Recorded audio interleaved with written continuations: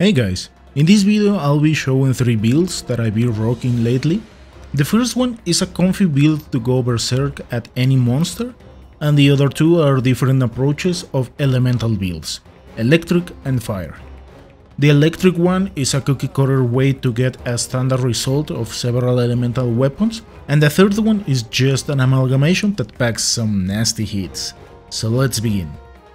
The first build was created around Rite, and the cookie cutter way to make a lance build. Attack boost 7, critical eye 7, critical boost, and so on. The only missing skills are offensive guard and maybe guard up 1. However, it is still pretty good against anomaly monsters, and consistent against level 90s. I believe Rite up to this point doesn't need that much of an explanation. The idea is to go all out to break the monster as fast as possible, and then, even if we receive a hit, being able to recover our HP real quick. In my particular case, running without guard up requires some mad skills with shielding retreat to avoid being knocked out, and for the specifics of this build, we require the following parts. You don't really need Camellius sleeves. I added them just because I got one weakness exploit, but using basal braces may be a better option. You are going to need 1 damage point. The skills I would prioritize are damage ones. However, if you get any guard skill, I would recommend you to keep it. Offensive guard would be a nice addition because we can get a better boost compared to attack 7.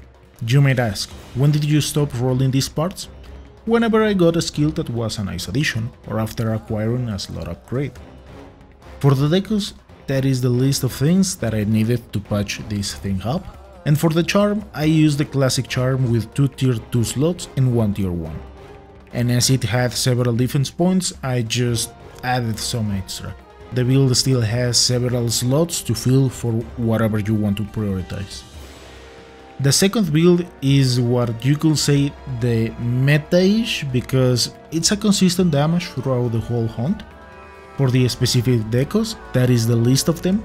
In this case I am using an electric weapon, but you can change it without that many issues for any other element.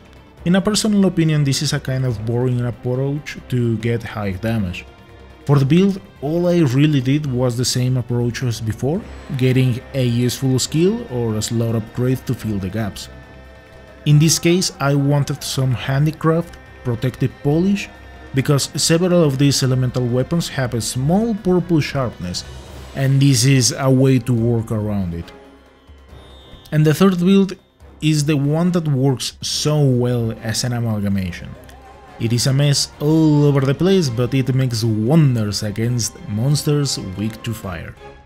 This one is able to get way better slotting, because for example the Silver Soul Mail is able to get 2 slot upgrades if it loses some fire attack. In this case it went a bit further with fire attack, so it is nice, it works for me. The same can happen with Lambeth Sash. Personally, I believe sneak attack isn't that useful with lance builds, so it is also possible to get 2 slot upgrades. The messiest part is the charm, because I am using a weakness exploit 2 with 1 tier 3 slot and 2 tier 1. But you can patch it in other ways in case you have something like an offensive guard 2 and 1 tier 2 slot. For the particular decos, this is the list of such messy set.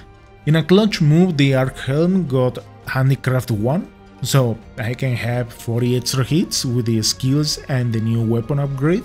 If you want to go for the highest damage, Rathalos Lance is the one that has the best result. However, Silver Rathalos Lance is much more consistent because of that extra affinity. The main idea of this build is once again, focus on the offensive because of Bloodlust, and that item prolonger. Having an extra buff over 4 minutes is a consistent time. I'll be working towards some other elemental builds, and after this update my minimum number to be happy is going to be over 1k damage.